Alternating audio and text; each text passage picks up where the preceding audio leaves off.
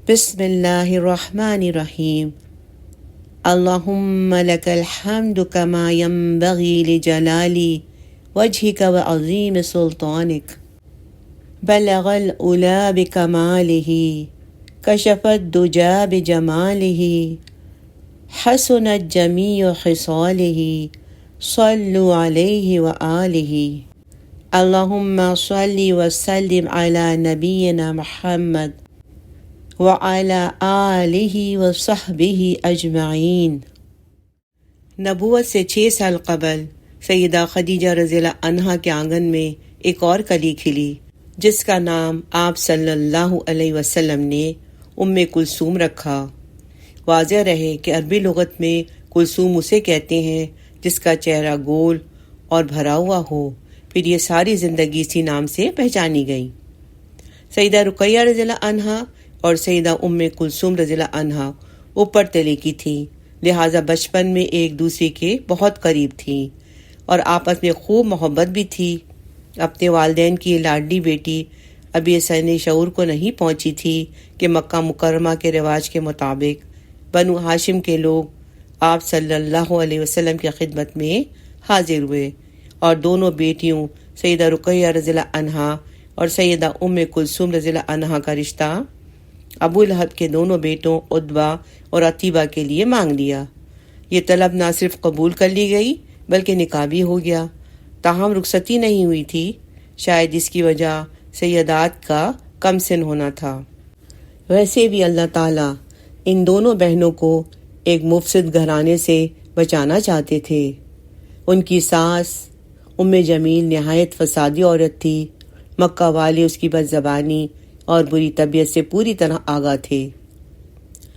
سیدہ رقیہ رضی اللہ عنہا کی تفصیل میں ہم جان چکے ہیں کہ کس طرح ابو لہب اور ام جمیل نے آپ صلی اللہ علیہ وسلم کی دونوں بیٹیوں کو طلاق دلوائی۔ سیدہ ام کلثوم رضی اللہ عنہا نے اپنی والدہ محترمہ کے ساتھ ہی اسلام قبول کر لیا تھا اور اپنی والدہ کی تربیت میں ہی رہیں۔ ان کی بہن رقیہ رضی اللہ عنہا تو اپنے خاوند سیدنا عثمان رضی اللہ عنہ کے ساتھ حبشہ ہجرت کر گئی تھیں۔ سیدہ زینب رضی اللہ عنہا بھی اپنے خاوند کے گھر میں تھیں۔ اب گھر میں 2 بہنیں، ایک سیدہ ام کلثوم رضی اللہ عنہا اور دوسری ان کی چھوٹی بہن سیدہ فاطمۃ الزہرا رضی اللہ عنہا تھیں۔ ان دونوں بہنوں کو اپنے والد گرامی اور والدہ محترمہ کی خدمت اور دلجوئی کرنے کا خوب موقع ملا، بطور خاص جب آپ صلی اللہ علیہ وسلم اپنے خاندان کے ہمراہ شیب ابی طالب میں محصور تھے۔ اس وقت ان کی والدہ سن رسیدہ تھیں، ان کو اپنی والدہ کی خدمت کا خوب موقع ملا۔ یوں انہوں نے شیب ابی طالب میں صبر اور توکل علی اللہ کا بہت پختہ سبق سیکھ لیا تھا۔ شیب ابی طالب کے محاصرے کے اختتام پر سیدہ خدیجہ رضی اللہ عنہا بہت کمزور ہو گئی تھیں اور تھوڑے ہی عرصے کے بعد وہ وفات پا گئیں۔ یہ رمضان 10 نبوی کا واقعہ ہے۔ سیدہ کی تدفین مکہ مکرمہ میں حجون کے قبرستان میں کی گئی۔ اس طرح سیدہ ام کلثوم رضی اللہ عنہا کو آغاز جوانی ہی میں والدہ کی جدائی کا صدمہ برداشت کرنا پڑا۔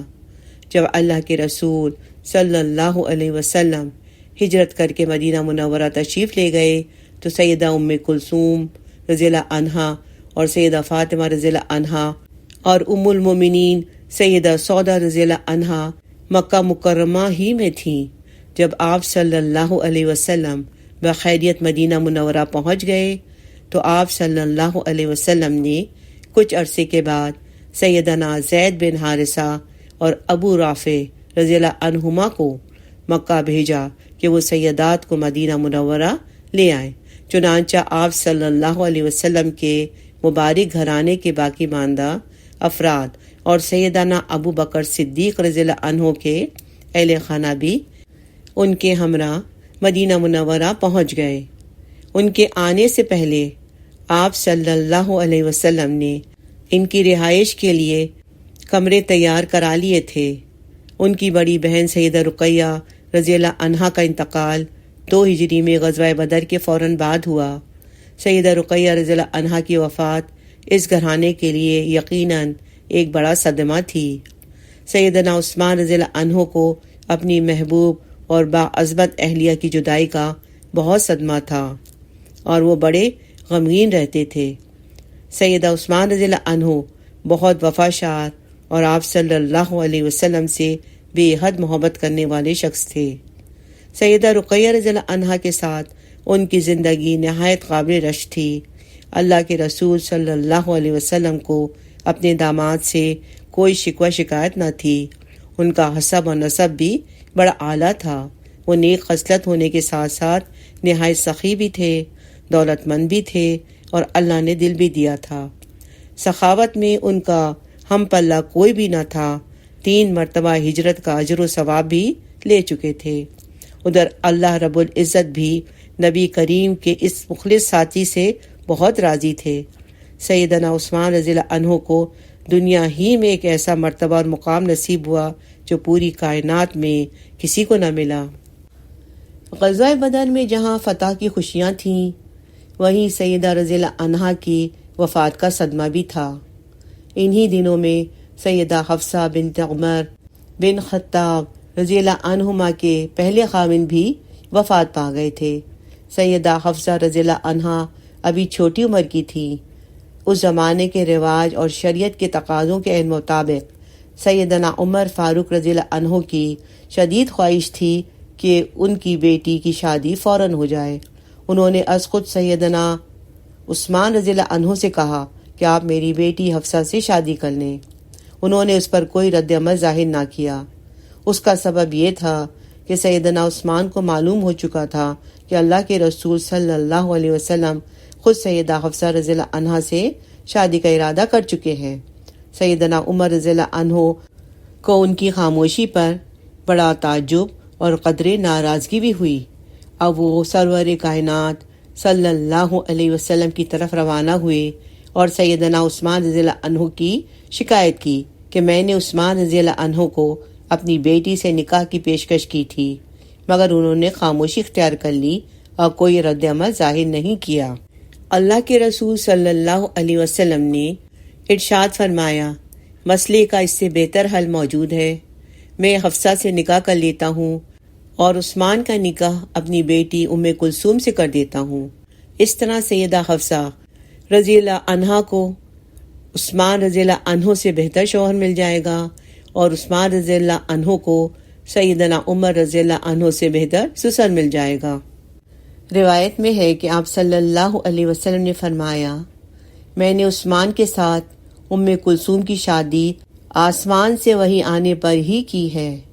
آپ صلی اللہ علیہ وسلم نے فرمایا، اے عثمان، یہ جبریل کہہ رہے ہیں کہ اللہ تعالیٰ نے مجھے حکم فرمایا ہے کہ میں ام کلثوم کو آپ کے نکاح میں دے دوں، اور جتنا مہر رقیہ کا مقرر ہوا تھا اتنا ہی ام کلثوم کا مہر ہو، اور ان سے مصاحبت اور رفاقت بھی سیدہ رقیہ کی مصاحبت اور رفاقت کی مانند ہو۔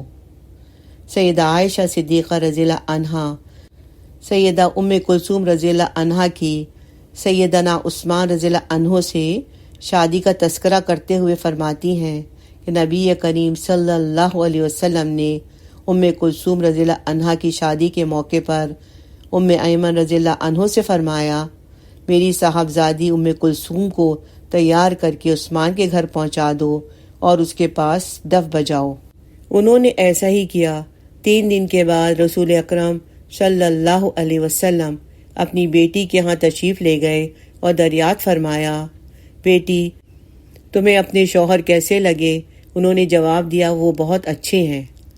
سیدنا ابو ہریرہ رضی اللہ عنہ سے روایت ہے کہ ایک دن رسول اللہ صلی اللہ علیہ وسلم مسجد کے دروازے کے پاس کھڑے ہو کر فرمانے لگے، اے عثمان، یہ جبریل ہیں، انہوں نے مجھے خبر دی ہے کہ اللہ تعالیٰ نے ام کلثوم کا نکاح آپ سے کر دیا ہے، رقیہ والا حق مہر مقرر کیا اور انہی جیسا سلوک کرنے کی تاکید کی ہے۔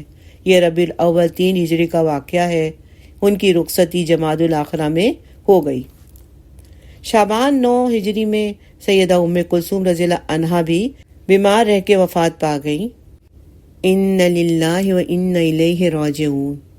رسول اکرم صلی اللہ علیہ وسلم نے اپنی لخت جگر کی نماز جنازہ پڑھائی۔ غم اور ملال کی وجہ سے آپ صلی اللہ علیہ وسلم دیر تک ان کی قبر پر بیٹھے رہے۔ لیلہ بنت قانف رضی اللہ عنہا کہتی ہیں، رسول صلی اللہ علیہ وسلم کی صاحبزادی سیدہ ام کلثوم رضی اللہ عنہا کو غسل دینے والیوں میں بھی شامل تھی۔ رسول اللہ صلی اللہ علیہ وسلم ہمیں کفن کا سامان دیتے رہے۔ سب سے پہلے آپ صلی اللہ علیہ وسلم نے چادر دی، پھر کرتی دی، پھر دوپٹہ دیا، پھر ایک بڑی چادر مرحمت فرمائی۔ اس کے بعد ایک مزید کپڑے میں انہیں لپٹایا گیا۔ آپ صلی اللہ علیہ وسلم دروازے کے پاس کفن لے کے کھڑے تھے اور ہمیں ایک ایک کر کے کفن کے کپڑے دے رہے تھے۔ ابن سعد نے بیان کیا ہے کہ سیدنا ابو طلحہ رضی اللہ عنہ کے علاوہ سیدنا علی مرتضی، فضل بن عباس، اسامہ بن زید رضی اللہ عنہم بھی قبر میں اتارنے والوں میں شامل تھے۔ انہیں سیدہ اسماء بن امیس رضی اللہ عنہا اور سیدہ صفیہ بنت عبد المطلب رضی اللہ عنہا نے غسل دیا تھا۔ سیدنا عثمان رضی اللہ عنہ ام کلثوم رضی اللہ عنہا کی وفات پر نہایت غمزدہ تھے۔ ان کی جدائی سے سیدنا عثمان رضی اللہ عنہ کے اعصاب جواب دے گئے اور آپ رضی اللہ عنہ کا پر رونق چہرہ مرجھا گیا۔ رسول اللہ صلی اللہ علیہ وسلم نے ان کے اس صدمے کو شدت سے محسوس کیا اور آپ صلی اللہ علیہ وسلم نے ان کے غم کا مداوع کرنے کے لیے کہا، عثمان کی شادی کا اہتمام کرو۔ اگر میرے یہاں تیسری بیٹی موجود ہوتی تو میں اسے بھی عثمان کے نکاح میں دے دیتا، اور میں نے ان سے اپنی بیٹیوں کی شادی اللہ کی طرف سے وحی آنے کے بعد کی تھی۔ یہ وہ اعزاز ہے جو تاریخ انسانی میں سوائے سیدنا عثمان بن عفان رضی اللہ عنہ کے کسی فرد و بشر کو حاصل نہیں ہوا کہ اس کے نکاح میں کسی نبی کی دو بیٹیاں یکے بعد دیگرے آئی ہوں۔ یہ اعزاز صرف سیدنا عثمان رضی اللہ عنہ ہی کے حصے میں آیا ہے، اسی لیے انہیں ذو النورین کہا جاتا ہے۔ رسول اللہ صلی اللہ علیہ وسلم نے ان کے حسن سلوک سے خوش ہو کر فرمایا، اگر ہمارے ہاں تیسری بیٹی ہوتی تو ہم وہ بھی تمہیں دے دیتے۔ سبحان اللہ۔ رضی اللہ عنہ ورضوا عنہ۔ اللہم صلی علی سیدنا محمد وعلی آل سیدنا محمد وعلی اصحاب سیدنا محمد وعلی انصار سیدنا محمد وعلی ازواج سیدنا محمد وعلی ذریۃ سیدنا محمد وسلم تسلیما کثیرا کثیرا۔